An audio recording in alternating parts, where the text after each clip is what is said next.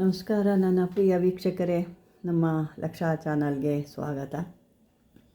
ವೀಕ್ಷಕರೇ, ಇವತ್ತು ನಾವು ಭಾಳ ಜನ ಕೇಳ್ತಿದ್ವಿ ಕಾಳಿ ಮಂತ್ರ ಕೊಡಿ ನಮಗೆ ಅಂತಂದ್ಬಿಟ್ಟು. ಹಾಗಾಗಿ ಇವತ್ತು ನಾನು ಕಾಳಿ ಮಂತ್ರ ಅನ್ನೋದು ಕೊಡ್ತಾಯಿದ್ದೀನಿ. ಅದು ನಿಮಗೆ ಯಾವ ಒಂದು ಇದಕ್ಕೆ ಅನ್ನೋದು ಕೂಡ ನಾನು ಹೇಳ್ತೀನಿ. ಅದು ಒಂದು ರಕ್ಷಕವಚ. ನಿಮಗೆ ರಕ್ಷಕವಚ ಅಂತಂದರೆ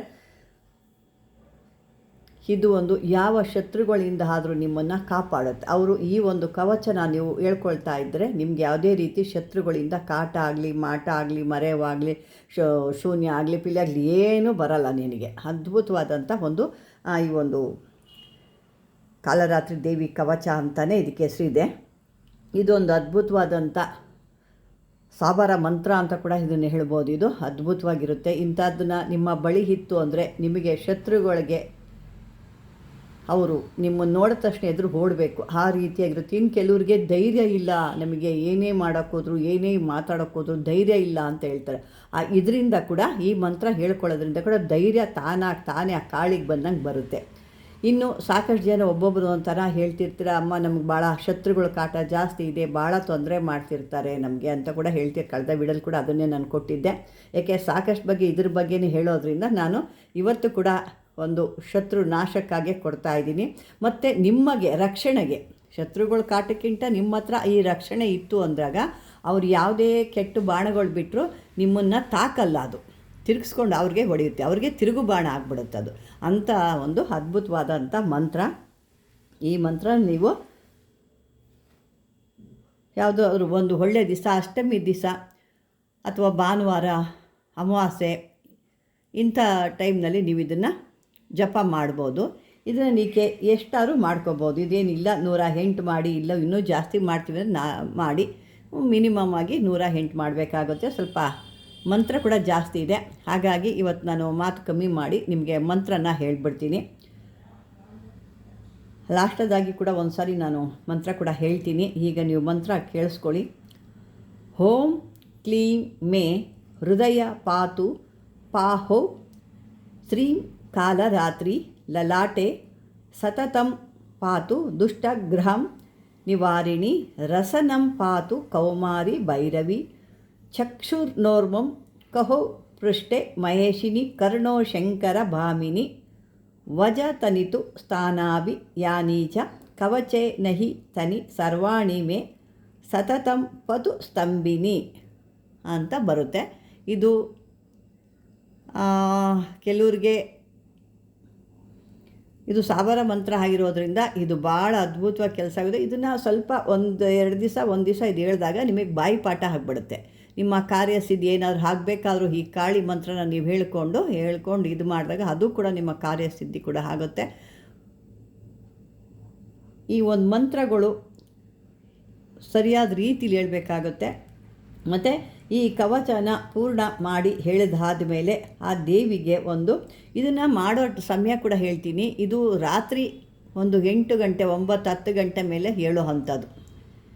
ಈ ದೇವಿಗೆ ರಾತ್ರಿ ಈ ರೀತಿ ದೇವಿಯರಿಗೆಲ್ಲ ನೀವು ದುರ್ಗೆ, ಕಾಳಿ, ಇಂಥ ದೇವಿಗಳಿಗೆಲ್ಲ, ವಾರಾಹಿ ಇಂಥ ದೇವ್ರುಗಳಿಗೆಲ್ಲ ನೀವು ಏನು ಮಾಡಬೇಕು, ರಾತ್ರಿ ಸಮಯದಲ್ಲೇ ಈ ದೇವತೆಗಳನ್ನ ಪೂಜೆ ಅಥವಾ ಆರಾಧನೆ ಅಥವಾ ಸ್ತೋತ್ರಗಳನ್ನ ನೀವು ಪಠಿಸ್ಬೇಕಾಗುತ್ತೆ. ಆವಾಗ ಮಾಡಿದಾಗಲೇ ಅವ್ರಿಗಲ್ಲಿ ಒಂದು ಶಕ್ತಿ ಅನ್ನೋದು ನಿಮ್ಮಲ್ಲಿ ತುಂಬ್ತಾರೆ ಅವರು.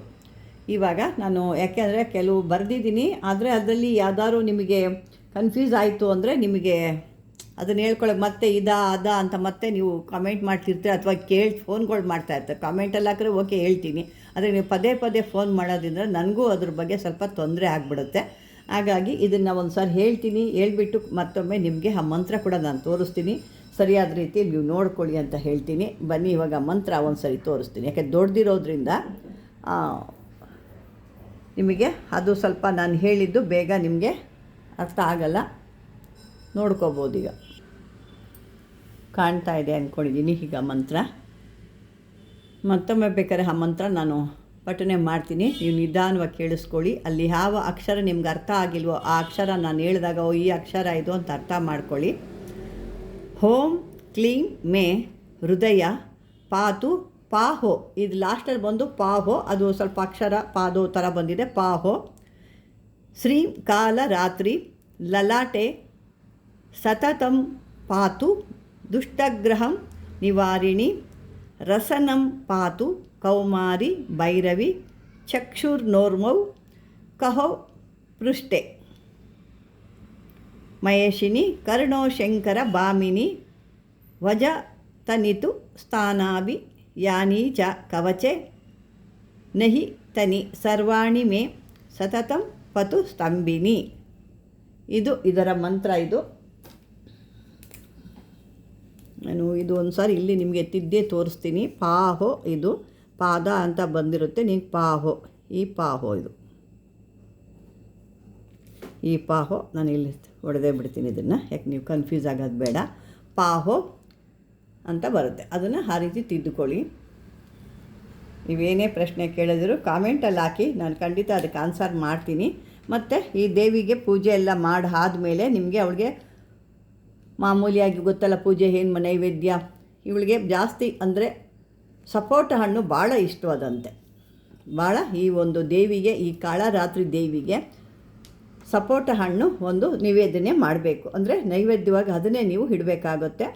ಇಟ್ಟು ಈ ದೇವಿನ ಸಂಪೂರ್ಣವಾಗಿ ನಿಮ್ಮ ಒಂದು ಪೂಜೆನ ಅವಳಿಗೆ ಸಮರ್ಪಣೆ ಮಾಡ್ಕೋಬೇಕು. ಅರ್ಪಣೆ ಮಾಡಿಕೊಂಡಾಗ ಅವಳು ನಿಮ್ಮ ಇಷ್ಟಾರ್ಥವನ್ನಾಗಲಿ, ನಿಮ್ಮ ಶತ್ರುಗಳನ್ನಾಗಲಿ, ಅಥವಾ ನಿಮಗೆ ರಕ್ಷಕವಚ, ಯಾರೇ ಶತ್ರುಗಳಿದ್ರು ನಿಮ್ಗೇನೇ ಮಾಡ್ತಾರೆ ಅಂದರೂ ನಿಮಗೆ ಆ ದೇವಿ ರಕ್ಷಕವಚವಾಗಿರ್ತಾಳೆ. ಹಾಗಾಗಿ ಇದೊಂದು ಕಾಳರಾತ್ರಿ ಕವಚ ಅಂತಲೇ ಇದಕ್ಕೆ ಹೆಸರಿದೆ. ಹಾಗಾಗಿ ಇದನ್ನು ಮಾಡ್ಕೊಳ್ಳಿ. ಯಾಕೆ ಸಾಕಷ್ಟು ಜನ ನೊಂದು ಬೆಂದು ಜೀವನ ಪೂರ್ತಿ ಹೇಗೆ ದೇಹ ಎಲ್ಲ ಬಾಧೆ ಇದೆ. ನೆನ್ನೆ ಸಾಕಷ್ಟು ಜನ ನನಗೆ ಚಾಮುಂಡೇಶ್ವರಿ ಜಯಂತಿ ಇದೆ ಮಂತ್ರ ಕೊಡಿ ಅಂತ ಕೇಳ್ತಿದ್ರು. ಆದರೆ ನನಗೂ ಸಾಕಷ್ಟು ಕೆಲಸಗಳಿತ್ತು, ಹಾಗಾಗಿ ನಾನು ಯಾರಿಗೂ ಏನು ಕೊಡಲಿಕ್ಕೆ ಸಾಧ್ಯ ಆಗಲಿಲ್ಲ. ಯಾಕೆ ನನಗೆ 5 ನಿಮಿಷ ಪುರ್ಸೊತ್ತಿಲ್ಲ, ಮತ್ತು ನಿಮಗೆ ನಾನು ಯಾವ ರೀತಿ ಕೊಡಲಿಕ್ಕಾಗುತ್ತೆ. ಹಾಗಾಗಿ ಅದನ್ನು ನಾನು ಕೊಡಲಿಕ್ಕಾಗಲ್ಲ. ಹಾಗಾಗಿ ನೋಡಿ, ಇವತ್ತು ನಾನು ಕೊಟ್ಟು, ಇವತ್ತು ಅಷ್ಟಮಿ ಕೂಡ ಇದೆ, ಮುಂದೆ ಬರುತ್ತೆ, ಭಾನುವಾರ ಬರುತ್ತೆ, ನೆಕ್ಸ್ಟ್ ಮಂಗಳವಾರ ಬರುತ್ತೆ. ಈ ರೀತಿ ಕೂಡ ನೀವು ಹೇಳ್ಕೊಡೋ. ಇದಕ್ಕೇನು ಸ್ಟಾರ್ಟ್ ಮಾಡೋಕ್ಕಷ್ಟೇ ಒಂದು ದಿವಸ ಒಳ್ಳೆಯ ದಿವಸ ನೋಡ್ಕೊಳ್ಳಿ. ಆಮೇಲೆ ನೀವು ದಿನ ಕೂತ್ಕೊಂಡು ಹೇಳಿ. ಮತ್ತು ಇದನ್ನು ಹೇಳಬೇಕಾದ್ರೆ ನೀವು ಕೂಡ ನಾನು ಸಾಕಷ್ಟು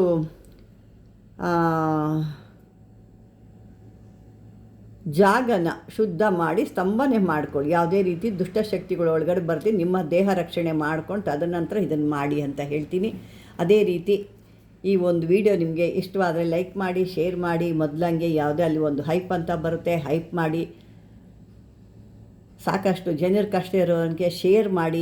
ಯಾವುದೇ ನಿಮಗೆ ಕಾಮೆಂಟಲ್ಲಿ ಬೇಕು ಅಂದರೆ ಕಾಮೆಂಟಲ್ಲಿ ಹಾಕಿ, ಪ್ರಶ್ನೆ ಇದ್ದರೆ ಕಾಮೆಂಟಲ್ಲಿ ಹಾಕಿ, ನಾನು ಕಾಮೆಂಟಲ್ಲಿ ಆನ್ಸರ್ ಮಾಡ್ತೀನಿ ಅಂತ. ಯಾವುದೇ ರೀತಿ ಅದನ್ನು ಇದು ಕಾಣಲಿಲ್ಲ, ಇದು ನೋಡಲಿಲ್ಲ, ಈ ಅಕ್ಷರ ಯಾವುದು ಅಂತ ಖಂಡಿತ ನನಗೆ ಫೋನ್ ಮಾಡೋಕ್ಕೆ ಹೋಗಬೇಡಿ. ನೀವು ನನಗೆ ಒಂದು ಕಾಮೆಂಟಲ್ಲಿ ಹಾಕಿದ್ರೆ ಸಾಕು. ನೀವೊಂದು ಕಾಮೆಂಟಲ್ಲಿ ಹಾಕಿದ್ರೆ ನಿಮ್ಮ ಥರ ಯಾರಿಗಾರು ಗೊತ್ತಿಲ್ಲದವ್ರು ಕೂಡ ಅದು ಯೂಸ್ ಆಗುತ್ತಲ್ವಾ.